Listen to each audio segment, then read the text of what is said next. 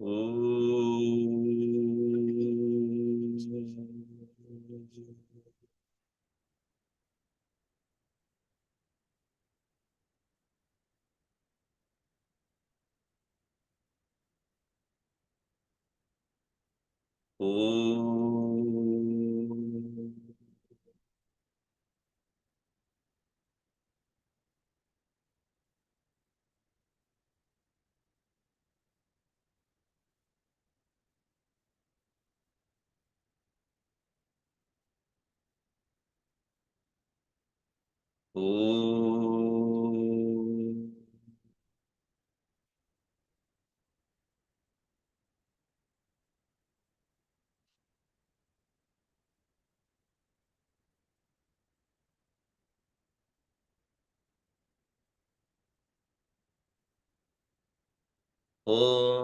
Sahana Vavatu Sahanau Bhunaktu Sahaviryam Karavavahai Tejasvinavaditamastu ma vidvishavahai. Om Shanti Shanti Shanti. Sadashivasamarambam Shankaracharya Madhyamam Asmadacharya Paryantam Bande Guru Paramparam Narayanam Padmabhavam Vasishtam Shaktim Chatatputra Parasharam Cha Vyasam Shukam Gaudapadam Mahantam Govinda Yogindra Mata Sishyam Sri Shankaracharya Matasya Padma Padam cha Hastamalakam cha Shishyam Tam Todakam Vartika Manyan Asmad Gurun Santatamanatosmi Shruti Smriti Purananam Alayam Karunalayam Namami Bhagavat Padam Shankaram Loka Shankaram Shankaram Shankaracharyam Keshavam Badarayanam Sutrabhashya Krutau Vande Bhagavantau Punah Punah Samasta Jana Kalyani Niratam Karunamayam Namami Chinmayam Devam Sadgurum Brahma Vidvanam Namah Shri Shankarananda Guru Padam Bhujanmane Savila Samaha Moha Graha Grasaika Karmani.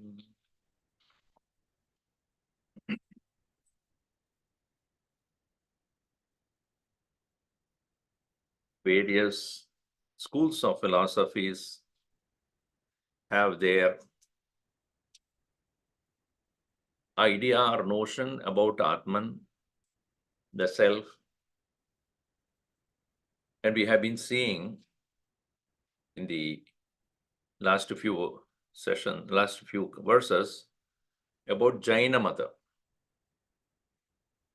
So the Jains have this belief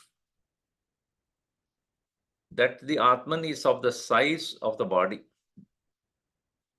Earlier, those who were from the standpoint of Anuvadinaha, those who thought that the Atman is of the nature of an atom, Antaralaha, they are called in verse number 79 onwards, we saw, for experiences in this world through the sense organs happens through the consciousness passing through the nadis, and nadis are in touch with sense organs, and sense organs in touch with sense objects. While the Jains would say it is not so, because from body, the top of the body till the end of the body, at the bottom, all through there is a pervasiveness of this. Therefore, it is not Anu, it is Madhyama, medium size, not small size, not S, it is M. Medium size, it's only. So they say in the 33, we saw Sukshmanadi Pracharastu Sukshmaihi Avayavaihi Bhavet Stula Dehasya Hastabhyam Kanchuka Pratimogavat. And how is that it is possible for it to enter into the nadi? It is just like a person wearing the coat or a shirt through the dwaras. It can definitely penetrate through, etc. These kind of arguments and then explanations are also given.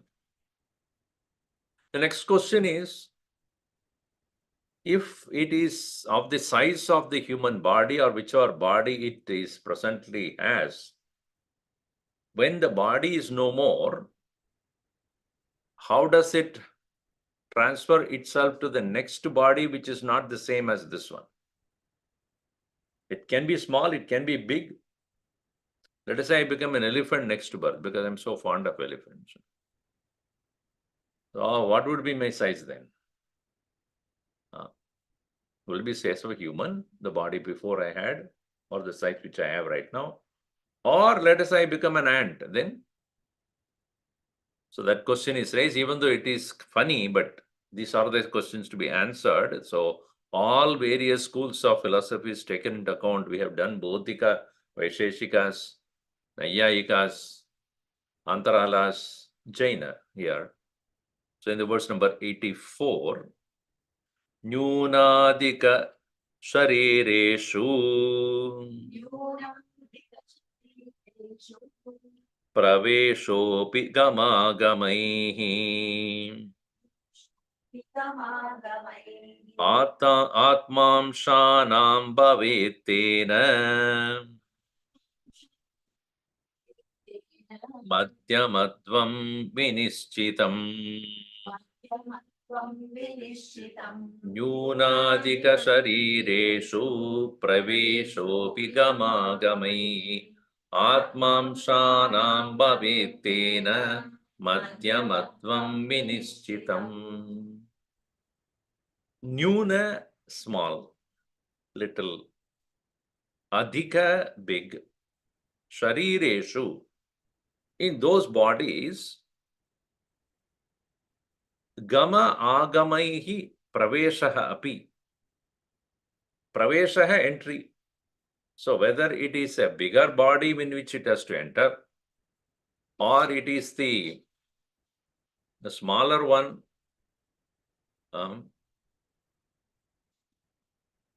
big or small, nyuna adhika sharireshu praveshaha, and gama agamaihi api. Here gama agama means entry and exit. Gama and agama. By the entry and exit, or it may means expansion and contraction. Artha amshanam bhavet. It is possible for Atman to have this particular amsha or feature. The Atman has the feature of capable of becoming bigger or small according to the sharira in which it has to enter.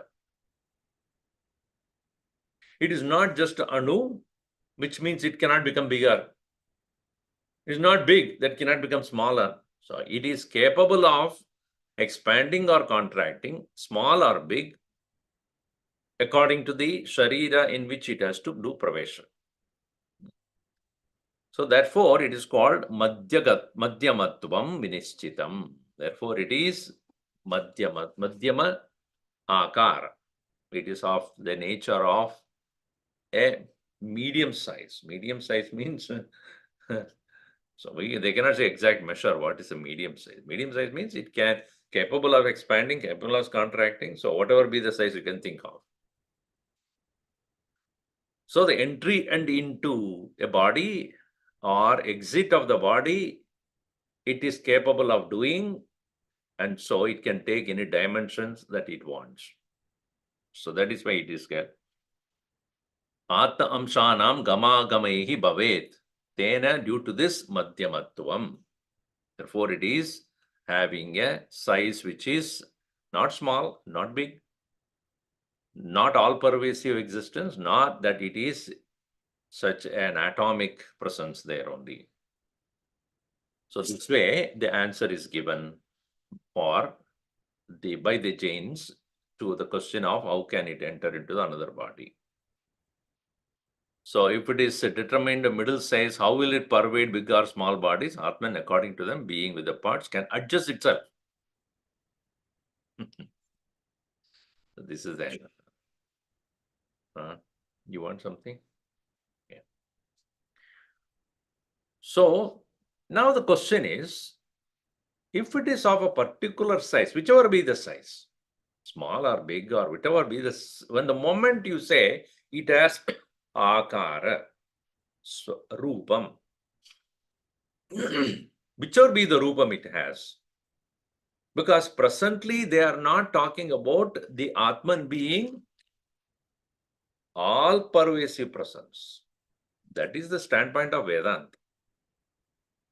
They are talking about akara rupa, Atma, of some particular size.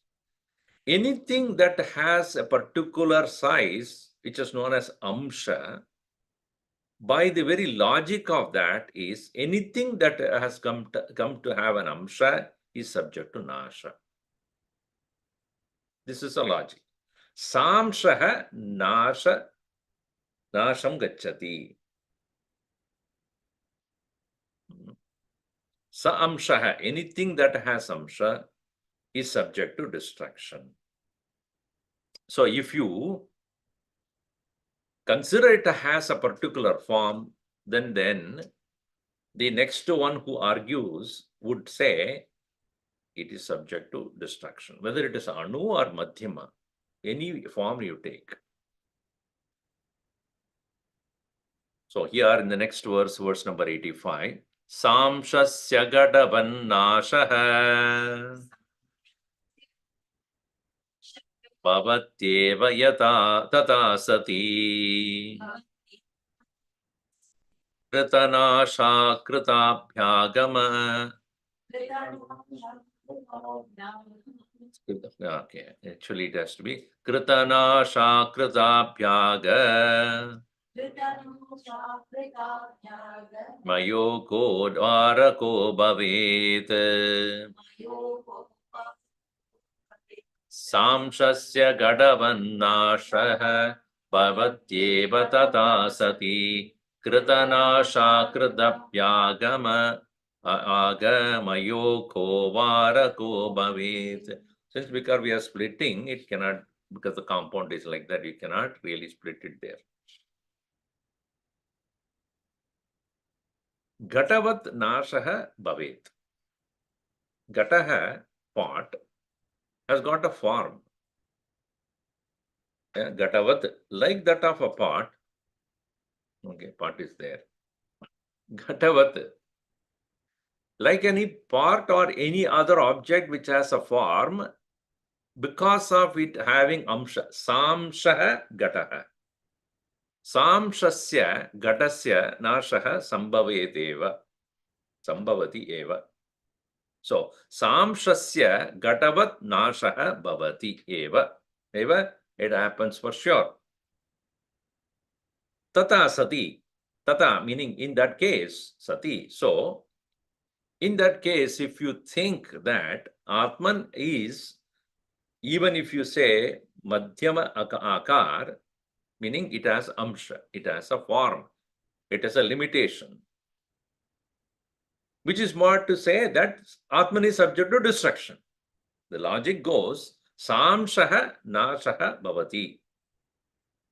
Yati Atma api amshavan, amshi, or amshi means amshavan, actually amshi.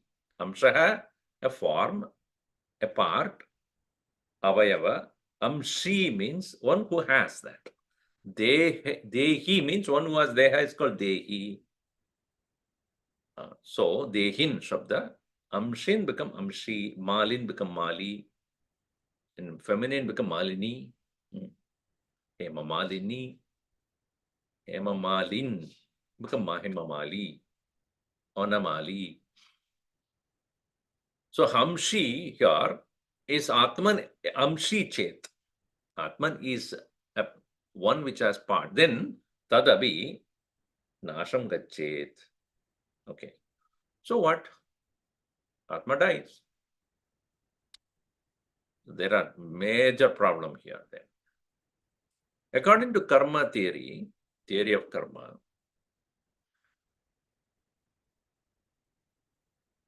what one has done as an action, every action must have a result. And the person or the being, one which has done the action, is subject to experiencing that result no matter what, until the realization takes place, moksha takes place, which you have seen in many places. So if an action is taken up and the person or the being, one who has done the action, is not there, then what will happen to that result? In which case, like, those who do not believe in the karma theory, they would say, I will kill somebody whom I don't like and kill myself also. Finished. That means that I will not become punished. I will not be punished for the action I have done. But in the Hinduism, that is not allowed. If you have done the act of killing or doing the wrong thing, even when you die, your soul is subject to experiencing the result in the next birth. And nobody can escape the result of one's action. That is how the karma theory works. So there are two aspects to it. I do the karma and you become recipient is not allowed. If I have done the karma, I am the recipient of that result of that action. I may do it for you. That's a different thing. That is externally you may be benefiting out of my action. But if the action is punya or papa, that punyatva of or the papatva of the action belong to me only. So if the jiva, or here the understanding is what, other than the buddhi, etc., there is something called subtle body. They have not come to the point of absolute self. In the Jainism or any of these philosophers have not accepted the absolute nature of the self. They are only recognizing self as a particular form, is subject to birth and death, etc. So they are pretty much recognizing it in the subtle body form only. That's why they were able to say it is of the size of the body and all that thing. So this Jivatma, beyond that they are not arguing anything's existence. This Jivatma, if it has done some action and dies, who would take the result of that action? This is called Krita Nasha Dosha.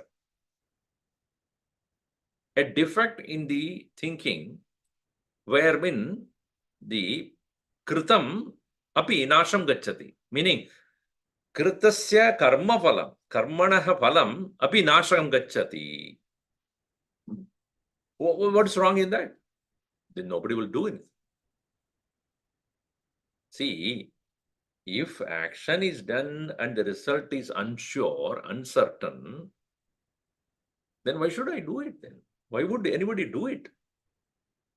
Everybody does action based upon the fact that every karma has got a result and karta alone is the bhokta. If a person does something and then he dies, he dies means what? There is nothing further, no more birth, because nasha ho gaya. See, in Vedanta, what do we say? Even though the body dies, but subtle body continues to the next life to experience the result. Here, because you said that it has a amsha, a form, a particular limited form, therefore, when it, as the argument or logic is, samshaha nashtam gacchati, and therefore, when this has a particular form and it dies, what would happen to the result of those actions? So this is a defective logic. Therefore, Kritanasha dosha it's called. Okay. So extension of that very same dosha is, every jiva is born out of or is a product of the past karma. If the jiva is, if you say, according to Vedanta, there is no new creation of souls. There is only moksha of the souls, no creation of new souls. And among the many thousands and millions and zillions of souls, only very, very rare one will get moksha. That also Bhagavan said. Manushyanam sahasreshu kaschit yadisiddhe yatadam abhisiddhanam kaschinmam veti tatvataha. Among the many, many souls that are there, only one very, very, very rare one can obtain the state of moksha where it is no more subject to rebirth. Right? But if you say, then you have to explain what about the souls that are there coming from, what is the origin of those souls?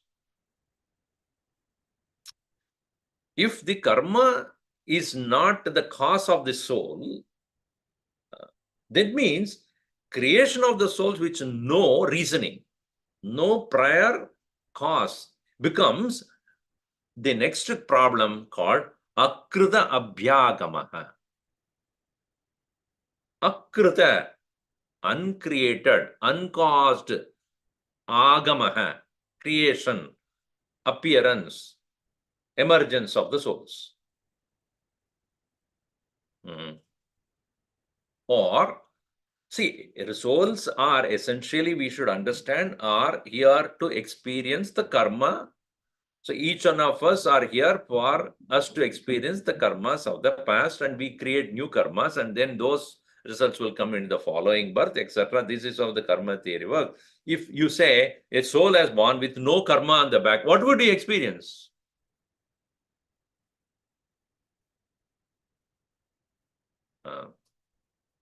The experience of our life is the result of the present or the past actions. So the souls, therefore, are created with no cause behind them. That is called akrita abhyagama. So this, if this is the case, kritanasha akrita abhyagamayoho kaha varakaha bhaved, nivrittikaraha bhaved. How then you avoid these two doshas? In that case, there will be arise two logical fallacies. The cause will not be produce any effect. The karma will not produce any effect, karma phala, and as effect will have no cause. These are, even science won't accept that. There cannot be an effect without a cause. There cannot be cause. The very nature of cause is it produces effect. There cannot be any effect without the cause. There cannot be a cause without producing an effect. Both will be illogical. So that is why the explanation, if the self is perishable, then all the merits and demerits of the jiva in a particular birth vanish without bearing their fruit, and this is krita nasha.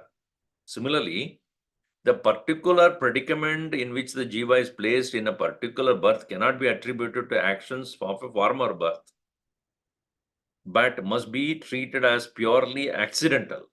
If it is not having a cause at all, then birth will become an accidental which has no prior cause. And this is called krita abhyagama. So the theory is not perfect. It's not correct. So kaha varagaha bhaved. Ko varagaha means ko nivrittikaraha bhaved. Esha doshayoho nivrittikaraha ka bhaved. Who will be the one who will be the remover of this particular dosha? Ko varakaha bhaved. Varaka means nivrittikaraha bhaved. So this is the reason why this idea that you are saying it is not anu but madhyamatva is also not acceptable. That theory is also not correct.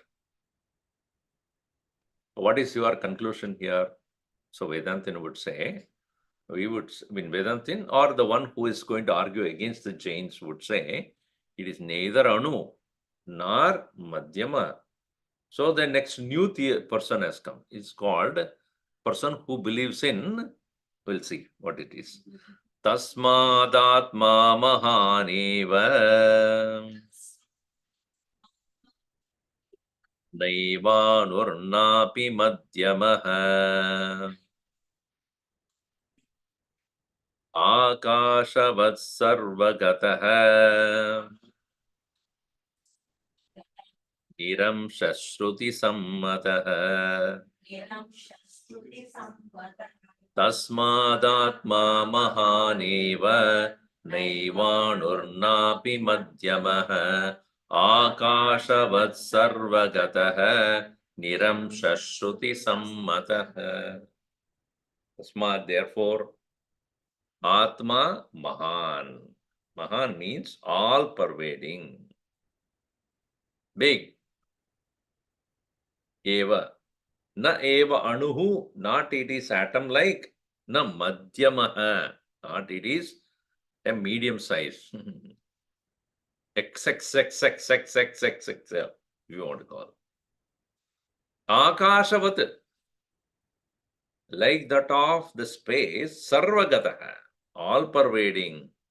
Niramshaha, with no particular part, avayava, limitation, Shruti Sammataha.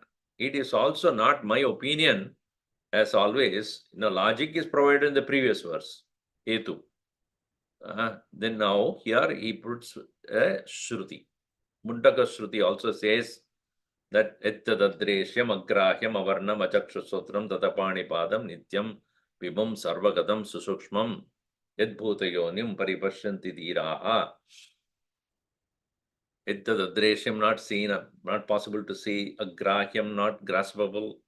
And in many places also it is said Sarvagata opi Atma na sarvatra avapasade buddho veva avapaseda Satcheshu pradibhimbhavate. And many other such Prakarana Granthas also spoke about it. And he quotes from Mundaka Upanishad, Shvetashvatara, Gaudapada, Karika, all that to prove that Atma Mahan. Now, this is not Vedanta, please understand. Because why it is not a Vedantic standpoint, we'll see later.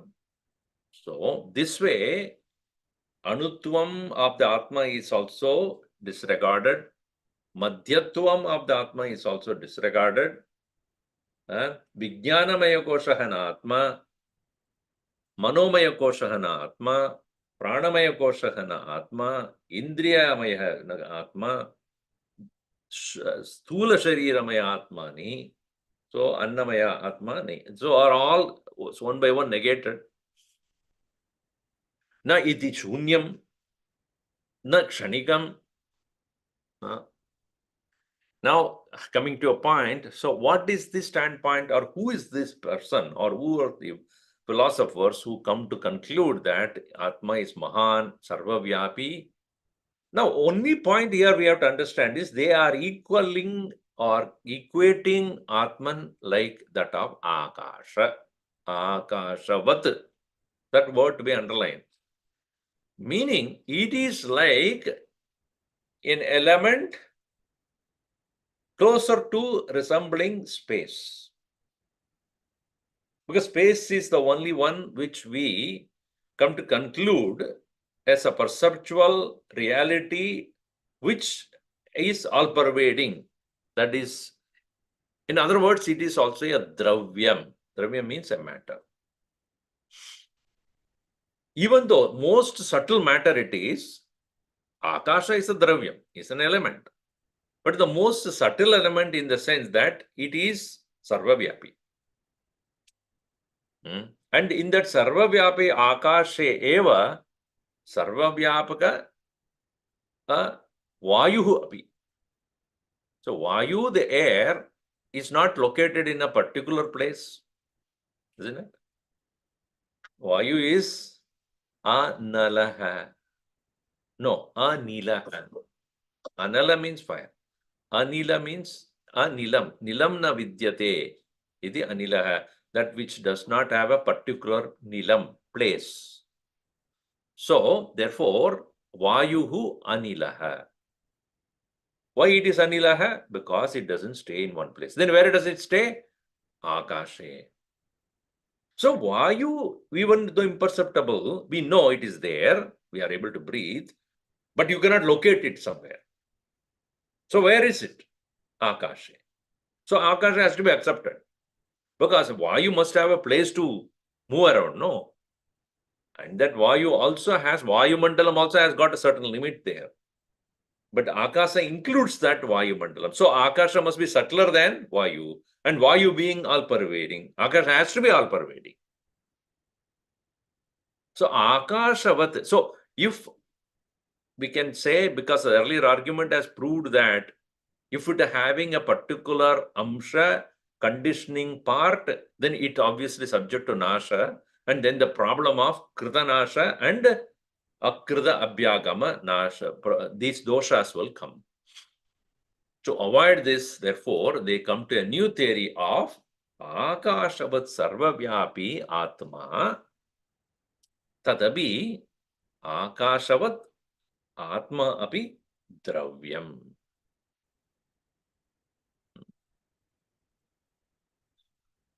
Now, that is a standpoint. Now, let's look at the next verse, verse number 87.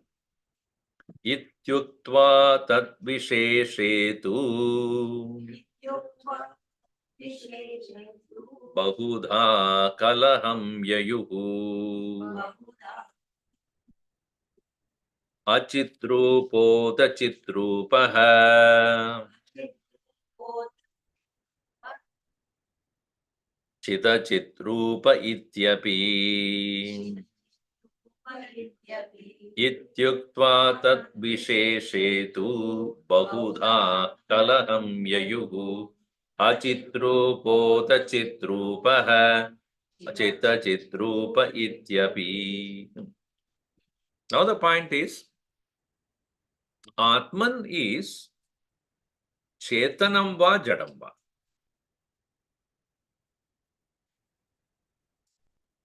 It is having consciousness or not conscious.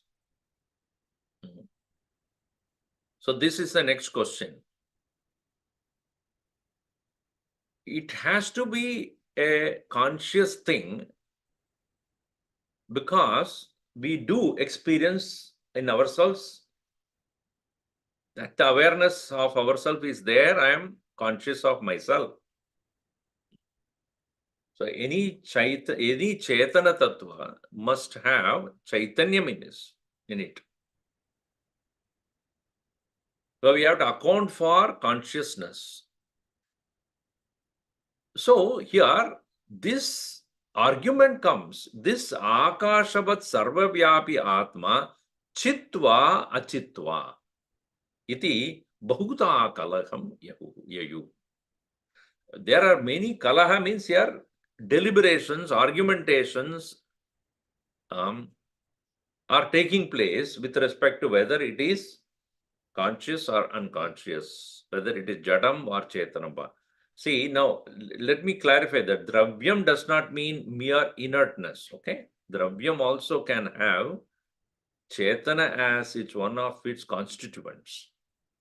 If you look at today's science also, they are, because think about it, these are all thought about much longer than today's world. Those people who were they're called Tarkika, actually these logicians. They say consciousness is one of the characteristics of this.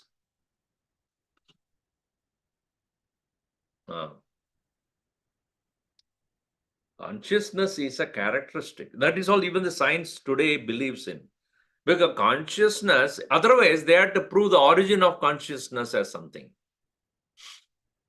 They say a certain matter had matured to have this new feature called consciousness. They are not talking about absolute reality. So that's why I said on that planet on life on the earth, when I was eager to find out where they talk about life, they say, and then in the waters, the life came. Where did it come from? It just, they never explain that. If you will watch carefully, that's what they say. And then there was the life that formed in the water. One way. So for them, it's a mature part of a living organism. An organism, a matter, has reached a point of maturity where it is able to gain this as the characteristic. From that standpoint, this is. And therefore, some of them say it is Chit, meaning it has consciousness. Some of them say Achit. So, Achit, Chit, Achit Rupo, Ata Chit Rupaha. It is, some people say it is Chitrupaha. Some people say it is Achitrupaha. Some people say, we don't, because non-aligned movement, it's called, those who don't, what do you call that? Non-aligned. Some of the countries are like that. India is also like that. Huh? Non-alignment. Sometimes it is Chit, sometimes it is Achit. So, Chit, Achit, Rupa, Iti Api. So, it is both possibilities are there. It can be conscious, but it need not be conscious at some point of time. It can be matter without consciousness. It can be sometimes conscious also. No, they will give arguments for all this. See, our intention of this study must be clarity should come in our mind. This tattvartha, determination of the reality with no ambiguity at all. That's what we need to arrive at by the study and discussion and the deliberation given by Vidyaranya, is to make sure that we do not have any ambiguity in our thinking, so that all possible arguments are destroyed.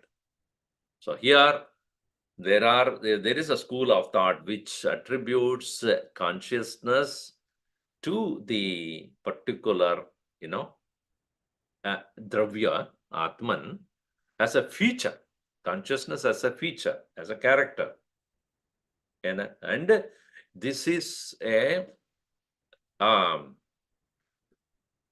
the one school of logicians would say it has consciousness as a characteristic. Others say it does not have. Like Akasha does not have. Akashavat, when it is said, Akasha does not have any consciousness, so therefore Akashavat Sarvavyapi.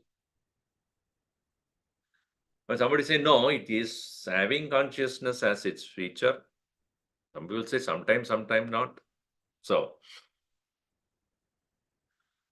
now, continuing here, this set of people who are arguing that this self or Atman is having the characteristics of consciousness, they are called followers of the school of philosophy created by Prabhakara, Kumarali Bhatta's Shishya. So because they are all essentially karma kandis, they are propagating karma kanda as their path, and as well as they say by karma alone one would reach the moksha, and then that means this so-called Atman, which is bodiless, all-pervading, can experience various kinds of experiences even without the physical body, based upon the punya. Karma has created punyas, and therefore they get into different worlds of experiences and all that. So they are called Prabhakaraha. People who are followers of Prabhakara school of philosophy, known as Prabhakara. So they say Prabhakarastarkikascha Prahurasya Chidatmatam Akashavadravyamatma Shaptavattat gunashritihi Prapakarastarkikascha Prahurasya Chidatmatam Akashavadravyamatma Shabdavat Tadgunaschitihi. Essentially, it is not conscious, but consciousness as its attribute. Prabhakaraha Tarkikascha, those who are followers of Prabhakara, as well as certain school of logicians, Prahuhu, they say, Asya Atmanah, Achitatmatam, Achitatmatam. By nature, it is unconscious. What was? Akashavad Dravyam. Like that of the space, it is Dravyam, an element. Asya Akashavad Dravyam Atma. But Shabdavat Gunaha Chitihi. Just like Akasha has got a character, a particular character called Shabda.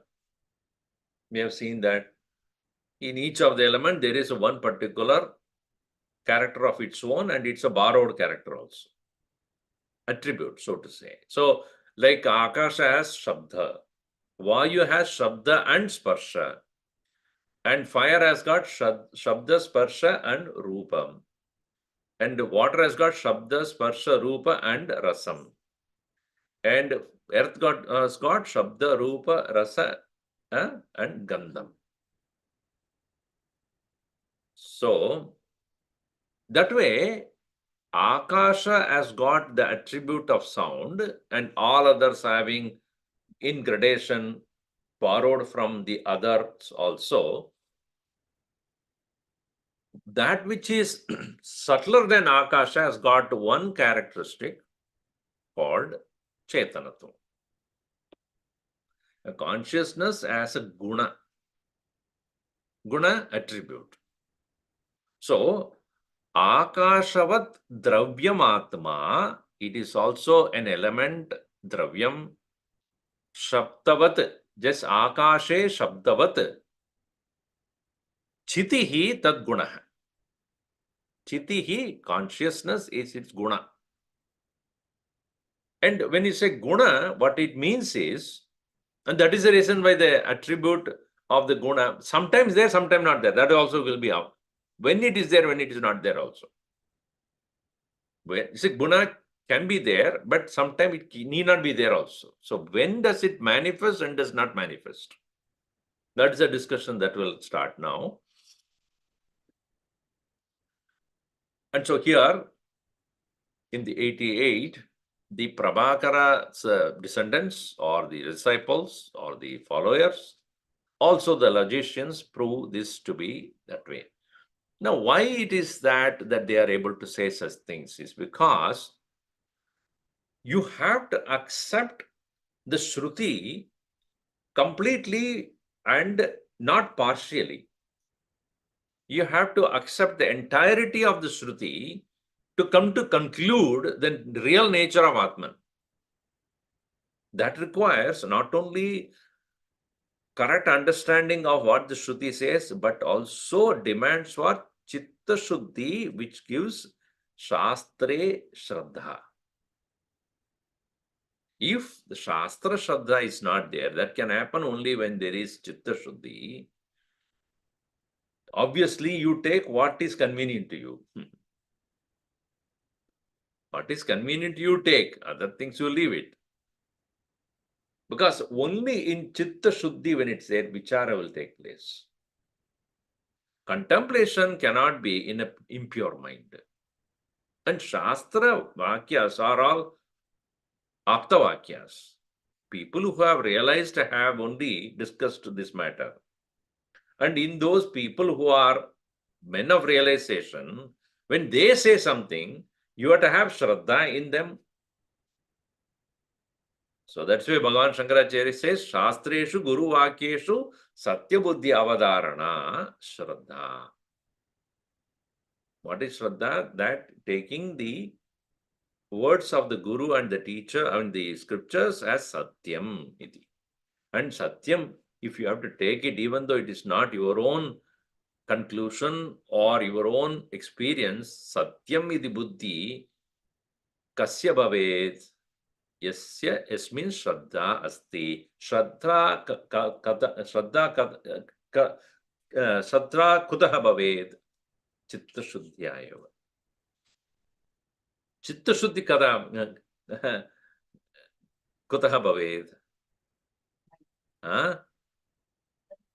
Karma yogena or Sharanagatya, by the surrender to the Lord. So if those who are lacking the Sharanagati, or those who are not having the purity of mind, but merely logic, that's why Tarkikaha, Karma Pravrittayaha, Karma Kanda Pravrittayaha, those who are only in the believing in karma alone can give the highest, or those who are merely by logic alone we can reach there, they will not be able to understand Shruti in its entirety. They take part of it only. They take according to their convenience. So they say Akashavat, Akashe Shabdavat Atmani Chetanatvam Gunaha Eva. It's only a quality, attribute. Iti ahu. So this is how they have come to have a conclusion. Now, Samanya Guna and Vishesha Guna is also to be understood. Samanya Guna and Vishesha Guna. Samanya Guna means general, normal attribute. Vishesha Guna is on occasions, on particular situation. They are not always, they come and go. So, even as here they argue Atma Akashava Dravyam, it is like a matter or matter element like that of Akasha. Tasmin Gunaha Asti Chetanatvam Gunaha Chetana Gunaha Asti Chidi. Chidi here means consciousness, Chetanatvam. And that is Samanya Guna of Atman, according to them. What is Vishesha Gunas? Vishesha Gunaha are those which are not always there, but they come. What are those? Here. Ichcha dvesha prayatnascha. Dharma dharmau sukha sukhe. Tam samskarascha tasyete. Gunaschiti vadiritaha.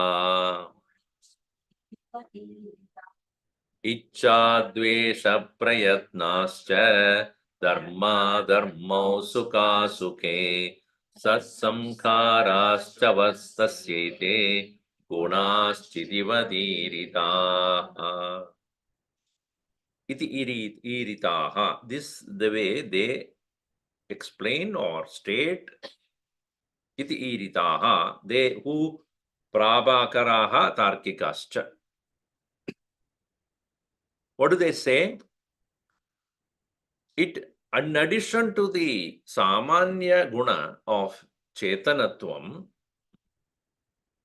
ichcha, desire, dvesha, dislike, prayatnaha,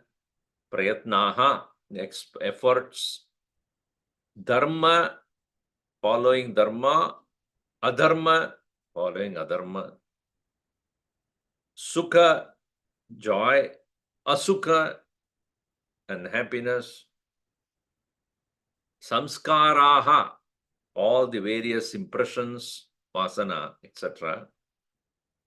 Tasya atmanaha, ete, these, gunaha, ete gunaha, chitivat, like that of the chiti, like that of the chetanatvam, asti iti. These are all there. Chetanavat gunaha ete santi. Plural, santi. They are all there. Why do you say that these are all Vishesha Gunas and not the Samanya?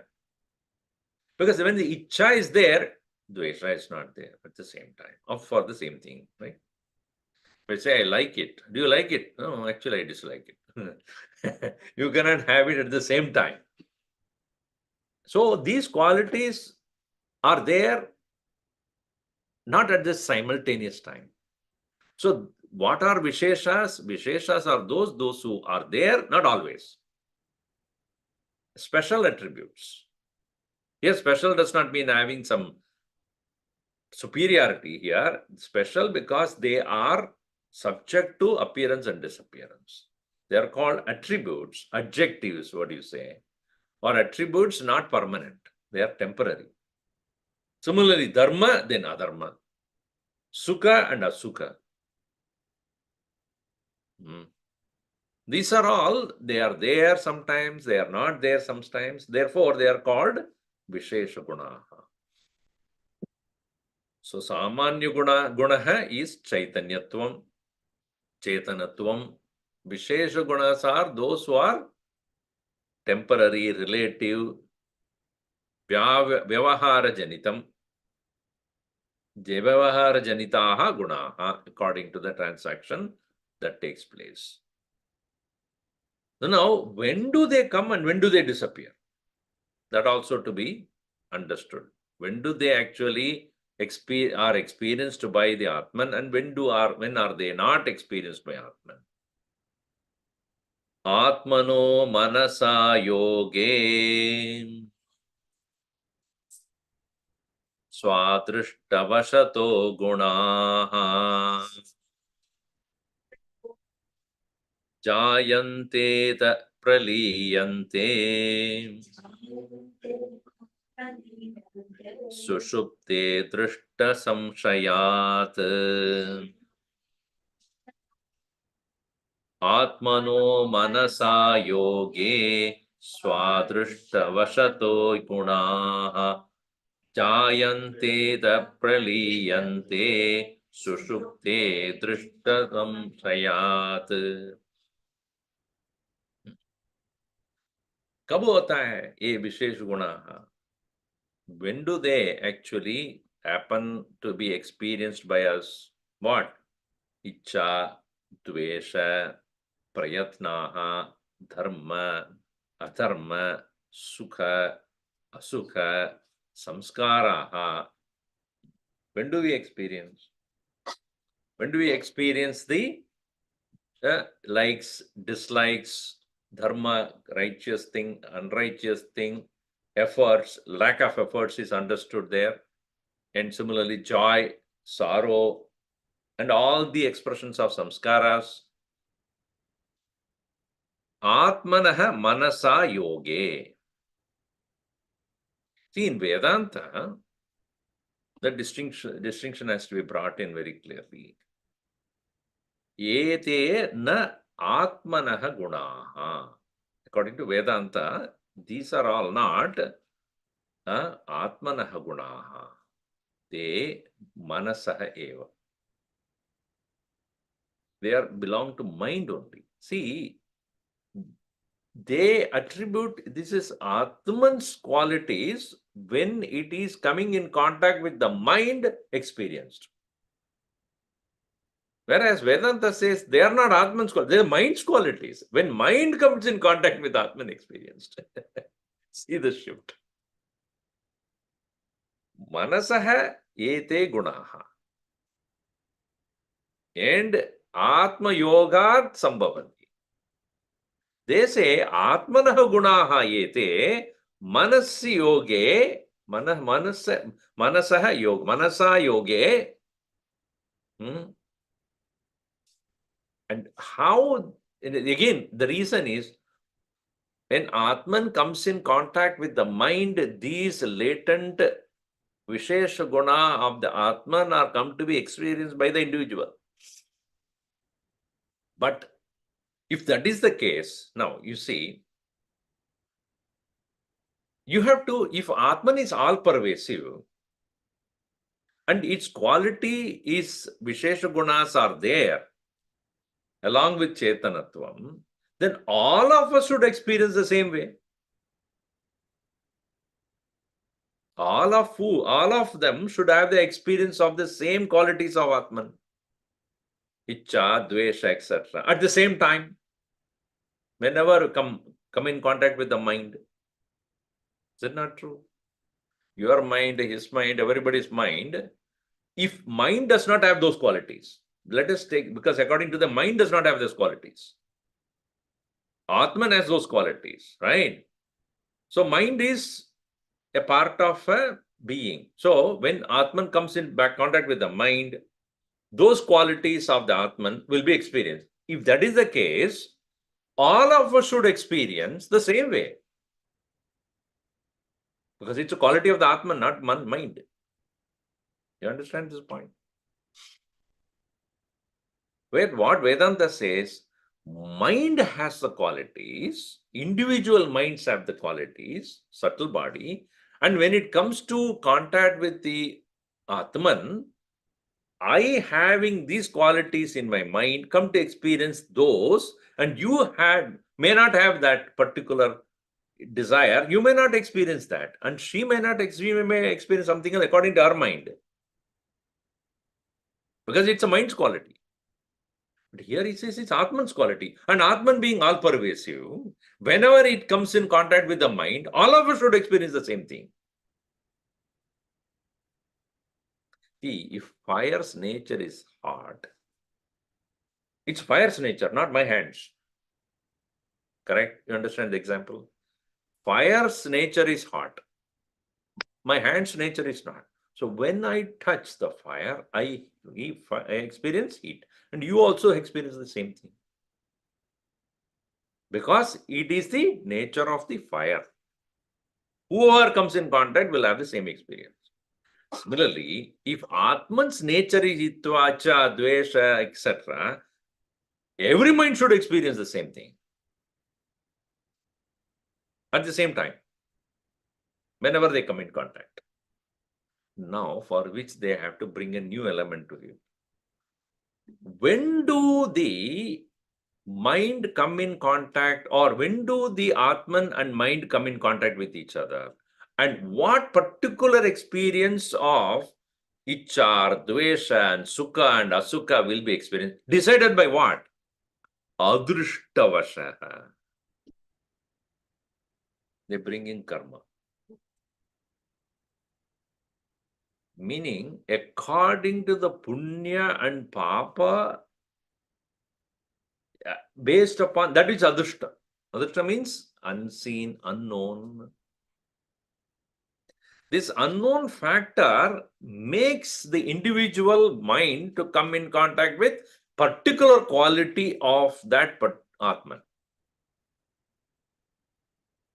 So this way, see, swa adrushta vashatah gunaha jayanti.